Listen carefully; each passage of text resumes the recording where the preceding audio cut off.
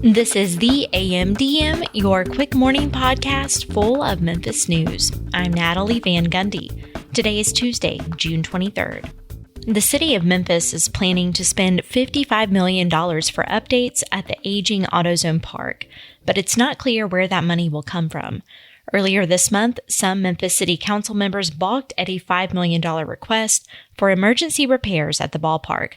So, needless to say, funding for a long-term plan is a bit of a mystery. But one thing is certain, the city is continuing to pay $45,000 a month for a consultant to work on the renovations. The write-in race for the late District 93 House member G.A. Hardaway's seat is heating up, and Shelby County Democratic Party Chair Willie Simon is calling it the Wild Wild West. Last week, G.A. Hardaway's son, T.J. Hardaway, declared that he'd run as a write-in candidate in November. And now a former Shelby County Commissioner and a candidate who has effectively already been elected to the county commission have announced their write-in campaigns for the August primary. The Marine Residence Apartments have a new owner who wants to breathe new life into the old property. Jeffrey Little bought the 71-unit complex for nearly $9 million, and he says he's adding a dog park, updating the landscaping, and restoring the old fountain. The apartment buildings were once home to a U.S. Marine hospital, and the property sat vacant for years before developer Lauren Cruz restored the property for the apartments that opened in 2021.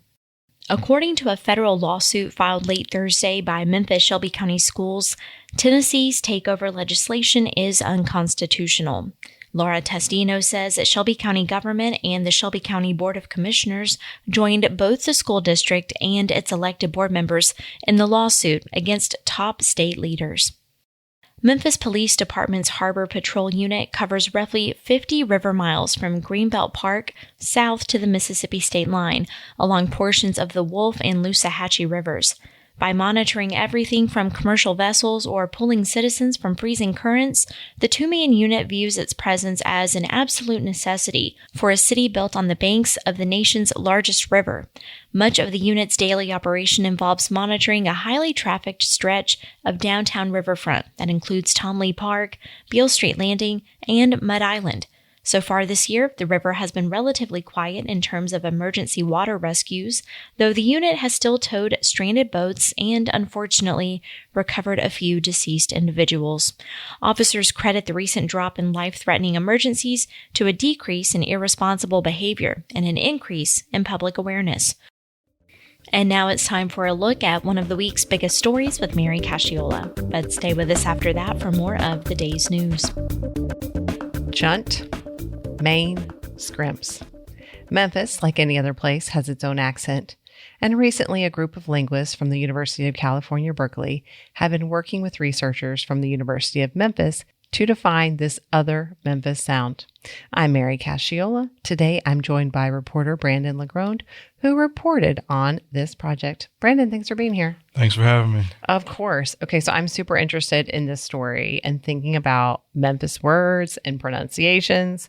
So why don't you tell us, how did this project start? Right. So the project started with Glorilla, of all people. Roshan Ozma. She's getting her PhD, again, at UC Berkeley. And she was one of the linguists on the project. And it all just started from her, Glorilla's rise to fame and, being thrusted in the spotlight. And she has like a very distinct voice, definitely, first of all. For sure. And a very distinct way of speaking. Yeah. So Roshan heard that and she was like, I got to get on that. As a linguist, it was like heaven to her. So she heard a specific song, actually, that Glorilla was on called Accent.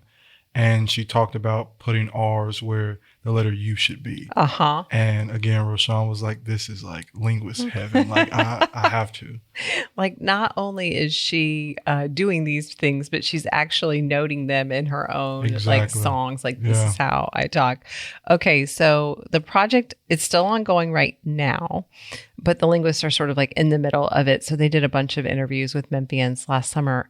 Who did they talk to? They talked to a couple dozen people, local residents, of course, Black men and women from ages, I believe it was like 24 to 70. Okay.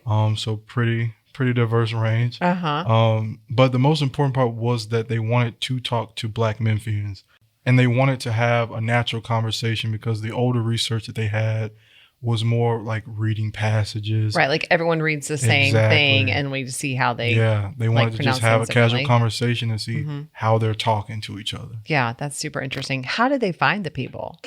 They had connections with the University of Memphis, and these I'm blanking on their names, but this man and this woman connected them with different people. Oh, they showed interest. Okay. And here we are. So they had sort of like liaisons. Yeah. Okay. Very good. So what did they find about Memphian speech? Well, they found that not only is Memphis unique from any other place in the country, but even in the city, there are, depending on what part, whether you're in East Memphis or North Memphis, you sound different even here. Yeah. I mean, I can see that. Dialects are so interesting to me.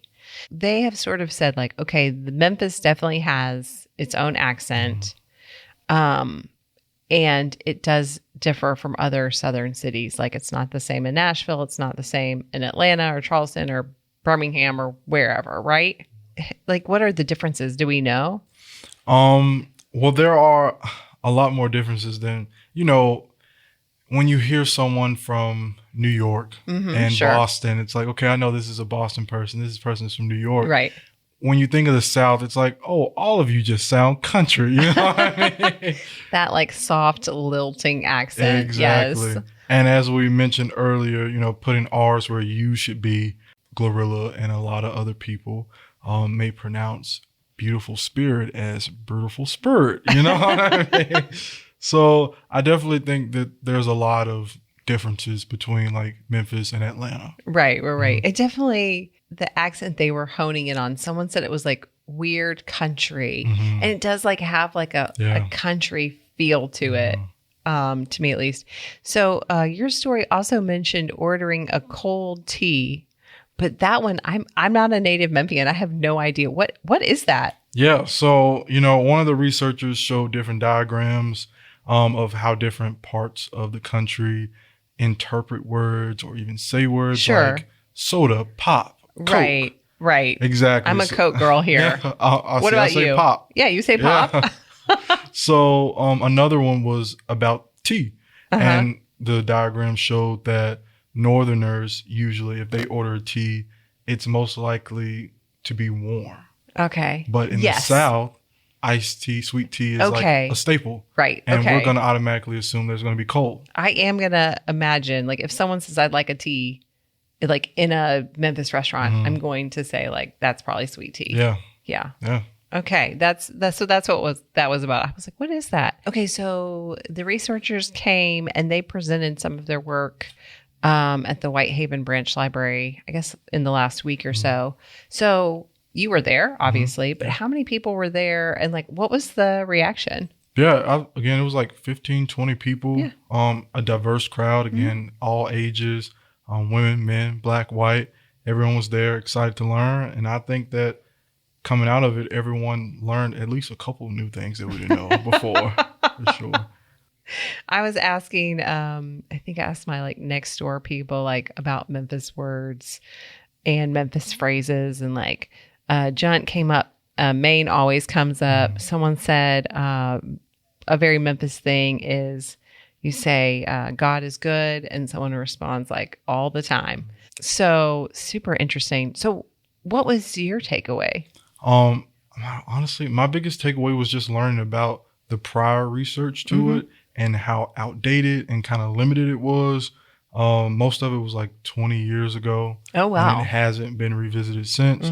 And even then, a lot of it was comparing black accents to white accents and not just solely on, I guess, the black community's speech on its own terms. Right. Okay. That makes sense. Brandon, thanks for being here. Thanks for having me. We will have more news coming up next. According to a federal lawsuit filed late Thursday by Memphis Shelby County Schools, Tennessee's takeover legislation is unconstitutional. Laura Testino says that Shelby County government and the Shelby County Board of Commissioners joined both the school district and its elected board members in the lawsuit against top state leaders. The takeover is, quote, the latest episode in a decades-long pattern of state governance interventions targeting Memphis's schools, the school system's attorneys argue, alleging violations of equal protection clauses in the United States and Tennessee constitutions. The lawsuit alleges the takeover unconstitutionally infringes on Shelby County government's own budget processes. Additional claims in the lawsuit allege that the state relied on prior or retrospective thresholds to enact the takeover and unconstitutionally stifled MSCS's ability to challenge actions in court. For the Daily Memphian, I'm Laura Testino. That's the AMDM for this Tuesday, June 23rd. I'm Natalie Van Gundy. Find links to all of the stories mentioned in this episode in the podcast description. Listen and subscribe to this podcast anywhere you get your podcasts or on the Daily Memphian's website. You can also hear us on WYXR 91.7, where our local news stories air every weekday throughout the day. And don't forget to subscribe to our other weekly podcasts, hosted by your favorite reporters, including Sound Bites with Holly Whitfield, The Sidebar with Eric Barnes, and the Daily Memphian Grizzlies podcast with Drew Hill and Chris Harrington. You can also sign up for our breaking news alerts and our many weekly newsletters we offer, like the early word that you heard at the top of this podcast, by visiting dailymemphian.com/email. Thanks for joining us, and be sure to start your day here again tomorrow.